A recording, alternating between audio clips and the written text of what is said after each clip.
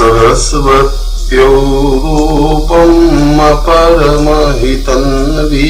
प्रतिहताम् निहन्तुम् व्यादेवम् भवचरतरूपम् श्रियमहो गतम् देव्यम् पूर्णम् परमपवितम् पूर्णदविदे अतोर्व्याम् पूर्वस्याम् मदनमदपूर्वम् व्यतिरति।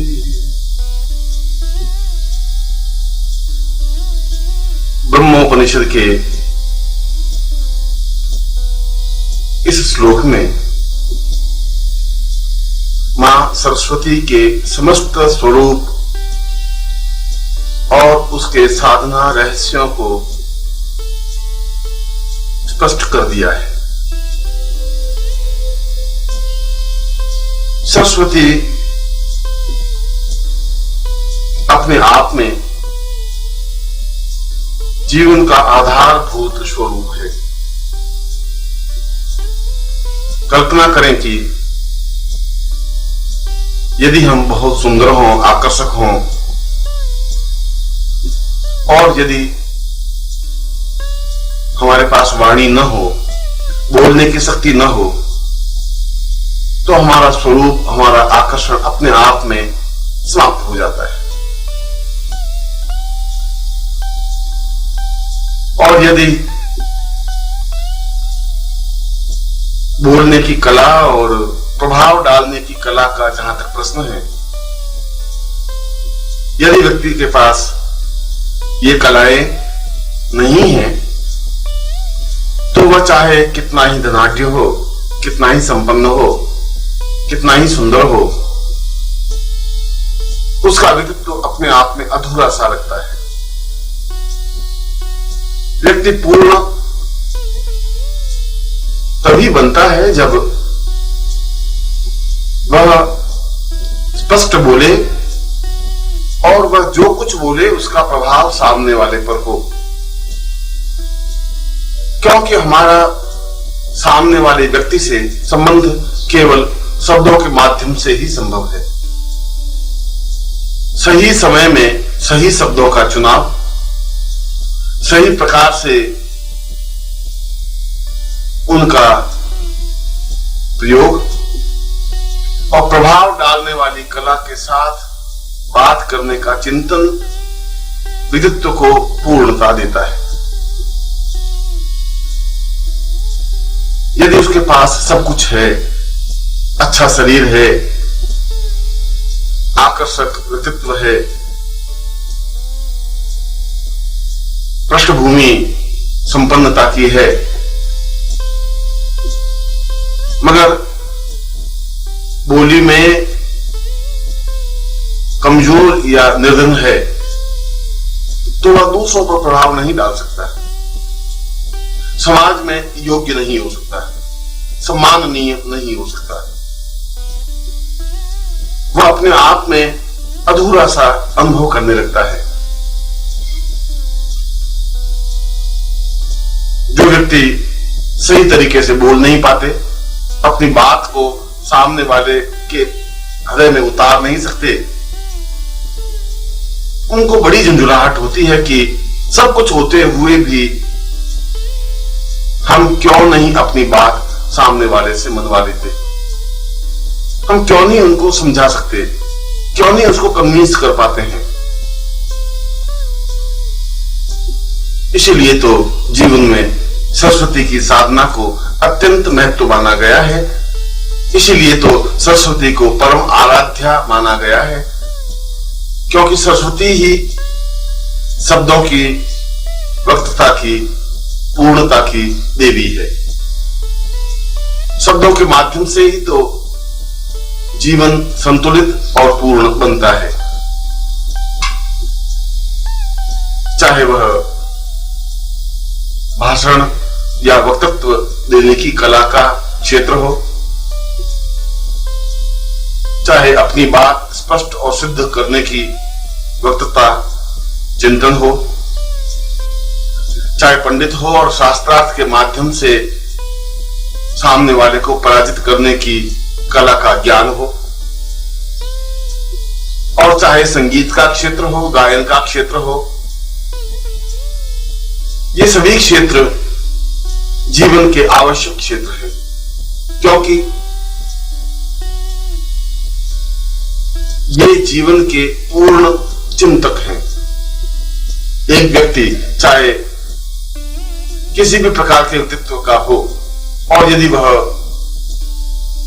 प्रभावपूर्ण ढंग से व्यक्तित्व देता है, जिसका प्रभाव उपस्थित जन समुदाय पर होता है,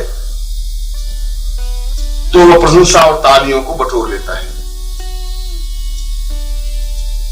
यदि शास्त्रार्थ में स्पष्ट उच्चारण है और अपने तर्कों को क्षमता के साथ सामने वाले के सीने में उतारने के लिए प्रस्तुत है, तो वह शास्त्रार्थ में विजयी हो जाता है और विजयश्री उसके गले में पड़ जाती है। और यदि कला का क्षेत्र है, संगीत का क्षेत्र है, यदि उसके गले में लोच है, यदि वो बहुत उत्तम तरीके से गा सकता है, तो वह संपूर्ण देश और विश्व में सम्मानित हो सकता है। और यह सब सरस्वती के द्वारा ही संभव है, क्योंकि सरस्वती के 8 आयाम हैं।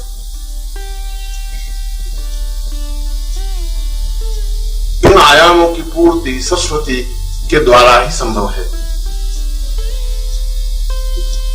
त्रिगुणात्मक स्वरूप में जिसे हमने शक्ति नाम से संबोधित किया, उसके 3 रूप हैं, महाकाली, महालक्ष्मी, महासरस्वती। और तीनों का समन्वित स्वरूप ही शक्ति के रूप में प्रतिस्थापित हुआ, जहां महाकाली शत्रुओं का संहार करने में समर्थ, सशक्त और सक्षम है, जहां महालक्ष्मी जीवन में पूर्णता और संपन्नता देने में समर्थ है, वहां महासरस्वती अधूरे जीवन को पूर्णता देने और समाज में सम्माननीय बनाने में अग्रणी शक्ति है, जिसके बिना जीवन की पूर्णता संभव ही नहीं है। आप कल्पना करें कि आपके पास एक अच्छा व्यक्तित्व है, मगर यदि आप हकलाते हैं, स्पष्ट उच्चारण नहीं कर पाते, तो आपका सारा व्यक्तित्व अपने आप में खंडित हो जाता है। यदि आप संपन्न घराने के हैं और यदि कहीं भाषण देने की जरूरत पड़ जाए, 2-4 लाइनों के बाद एकदम से आप घबराने लग जाते हैं कि क्या बोलना है, क्या कहना है, और सारा चेहरा शरीर पसीने पसीने हो जाता है और आप शर्म से गड़ जाते हैं।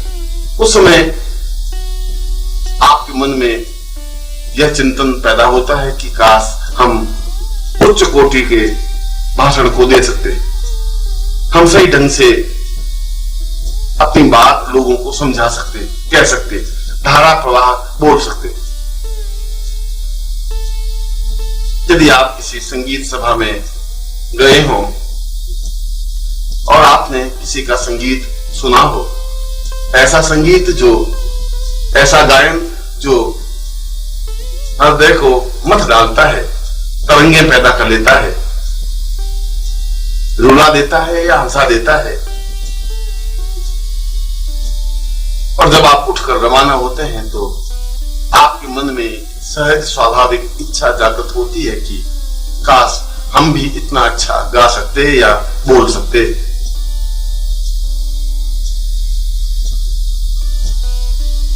क्योंकि वक्तृत्व कला के बिना जीवन अपने आप में अधूरा है, बेमानी है, व्यर्थ है।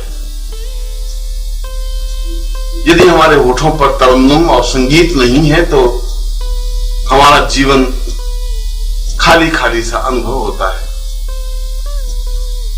यह जरूरी नहीं हो कि आप उस क्षेत्र में अद्वितीय हो, मगर यह जरूरी है कि आप में क्षमता हो, आप में स्पष्ट उच्चारण करने की शक्ति हो, आप बातचीत कला में निपुण हो, किसी व्यक्ति को प्रभावित करने की कला हो। एक वकील कोर्ट में धारा प्रवाह बोलता है और सामने वाले वकील के तर्कों को काट देता है, धज्जियां उड़ा देता है और लोग आश्चर्य से उनकी वक्तृत्व कला को देखने लग जाते हैं। उस समय आपके मन में भी ऐसा ही चिंतन आता है कि काश आप भी इस प्रकार से बोल पाते। इसीलिए तो पूरे जीवन का सार बोलने की कला में है, क्योंकि हमारा अधिकांश समय समाज के अन्य लोगों के साथ व्यतीत होता है। पुरुष, स्त्रियां, मित्र, प्रेमी, प्रेमिकाएं, पत्नी, पुत्र, मां, बाप, भाई, बहन, संबंधी, रिश्तेदार, इन सभी के साथ हमारा संपर्क साहचर्य बना रहता है और इनसे बातचीत भी करनी पड़ती है, अपनी बात भी इनको समझानी पड़ती है,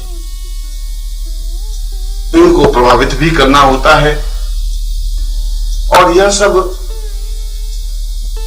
शब्दों के माध्यम से ही संभव है, उत्तम वक्तृत्व कला के माध्यम से ही संभव है। और ऐसी श्रेष्ठ वक्तृत्व कला बिना सरस्वती की कृपा के संभव नहीं। इतना श्रेष्ठ गायन बिना भगवती सरस्वती की आराधना के बिना संभव नहीं। यह तो तभी संभव है जब कंठ में भगवती वाग्देवी स्थापित हो, उसके कंठ में एक माधुर्य हो, ओज हो, प्रभाव हो, वह जो कुछ कहे सामने वाले के हृदय में उतर जाए, उसे बात कहने का ढंग हो। बातचीत की सफलता भी अपने आप में जीवन की श्रेष्ठ सफलता मानी जाती है और पूरे जीवन की सफलता का आधार भी यही है। यदि हमने जन्म लिया और जीवन जिया और असफल जीवन जिया तो उस जीवन का कोई मतलब, कोई मकसद नहीं होता। ऐसे तो हजारों लाखों लोग पैदा होते हैं और समाप्त हो जाते हैं, कीड़े मकोड़ों की तरह, व्यर्थ की जिंदगी जीते हुए, अपने आप में पछताते हुए और निराशा से घिरे हुए, क्योंकि उनके पास कोई मार्गदर्शक नहीं होता, क्योंकि उनके पास वक्तृत्व कला नहीं होती, क्योंकि उनके पास समाज को प्रभावित करने की खूबियां नहीं होती, क्योंकि उनके कंठ में सरस्वती नहीं होती, क्योंकि गायन के क्षेत्र में वह अप्रतिम और अद्वितीय नहीं होते। और यदि यह सब कुछ नहीं है तो फिर जीवन का कोई मतलब, कोई मकसद नहीं है। जीवन में जीना और सांस लेना अपने आप में कोई बहुत बड़ी उपलब्धि नहीं है। यह तो प्रत्येक पशु पक्षी सांस लेते ही हैं, भोजन करते ही हैं, संतान उत्पन्न करते ही हैं और मर जाते हैं।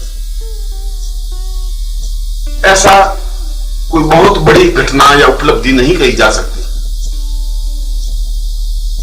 यह तो तभी कही जा सकती है जब उनमें, उस मनुष्य में कुछ खूबियां हो, तभी वह भीड़ से अलग हटकर दिखाई देगा, तभी उसमें चेतना का विस्तार होगा, तभी वह जीवन की पूर्णता का परिचय होगा। और यह सब प्राप्त करने के लिए कोई स्कूल या कॉलेज नहीं है। यह सब प्राप्त करने के लिए बाजार में जाकर खरीदने की कला नहीं है। वक्तृत्व कला की श्रेष्ठता बाजार में खरीदी नहीं जा सकती। पैसे देकर संगीत में निष्णात नहीं बना जा सकता। लोगों को प्रभावित करने और शब्दों के माध्यम से उन्हें अपना बना लेने की कला बाजार में बिकती नहीं। यह तो सरस्वती साधना के द्वारा ही संभव है।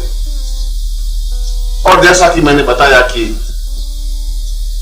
यदि व्यक्ति के पास कोई मार्गदर्शक नहीं होता, गुरु नहीं होता, तो उसे ज्ञान भी नहीं होता कि यह सब कुछ प्राप्त किया जा सकता है, अभी भी कुछ नहीं बिगड़ा है। जो जीवन बीत चुका है वह बीत चुका है, मगर आने वाले जीवन को संवारा जा सकता है, सजाया जा सकता है, सुधारा जा सकता है, उस जीवन को एक अद्वितीय अनुभव बनाया जा सकता है। यह तो गुरु ही स्पष्ट कर सकते हैं कि किस प्रकार से जीवन का निर्माण किया जाए, किन युक्तियों से, किन तरकीबों से, किस प्रकार की साधना से, कैसी साधना हो कि कंठ में सरस्वती स्थापित हो जाए, किस प्रकार का मंत्र जप हो कि वक्तृत्व कला में निखार आ जाए, कौन सा चिंतन हो कि शब्दों में उतार चढ़ाव आ जाए और गायन के क्षेत्र में अप्रतिमीयता स्थापित हो जाए। यह सब तो गुरु ही बता सकता है। जो तुम्हारा साथी है, जो तुम्हारा सहयोगी है, जो तुम्हारा मार्गदर्शक है, जो तुम्हें ऊंचाई पर पहुंचाने में समर्थ सक्षम है, जिसने स्वयं ने वाग देवी सिद्धि कर रखी है, जो स्वयं सरस्वती के विभिन्न आयामों को समझता हो, उनकी साधनाओं में श्रेष्ठता प्राप्त की हो, वही मार्गदर्शन कर सकता है। और ऐसा मार्गदर्शन प्राप्त कर यदि साधक या शिष्य अपने रास्ते पर आगे बढ़ता है तो वह जीवन में वह सब कुछ प्राप्त कर सकता है जो उसके जीवन का लक्ष्य या अभीष्ट है।